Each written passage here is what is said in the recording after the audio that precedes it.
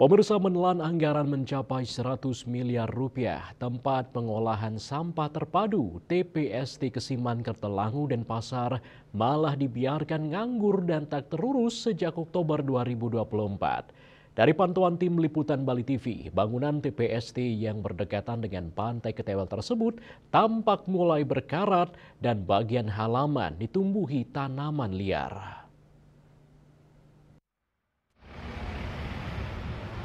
Beginilah suasana TPST Kesiman Kertelangu Denpasar dari hasil pantauan pada Kamis 21 Agustus siang. Gerbang masuk bangunan TPST ini tampak di portal dengan bambu. Selain itu, di antara portal tampak terpasang himbauan tertulis di atas potongan triplek yang berbunyi dilarang masuk bagi yang tidak berkepentingan tanpa izin dari DLHK Kota Denpasar. Selain itu, dari pantauan, cerobong asap yang berdiri menjulang di sisi bangunan masih berdiri kokoh meski mulai termakan karat. Akibat lama tak beroperasi dan tidak ada aktivitas orang.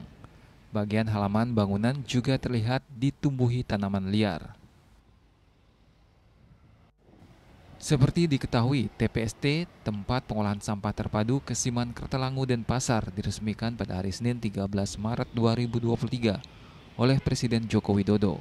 Awalnya TPST ini menggunakan metode pengolahan sampah yang lebih sederhana namun efektif, yang diharapkan dapat menjadi contoh bagi daerah lain. TPST tersebut tak beroperasi pasca pemutusan kontrak terhadap pengelola sebelumnya, yakni Bali CMPP karena dianggap gagal. Dengan pemutusan kontrak kerjasama tersebut sejak 3 Oktober 2024, Bali CMPP tidak lagi sebagai vendor pengelolaan TPST di 3 lokasi yakni TPST Kertelangu, TPST Suwung, dan TPST Padang Sambian.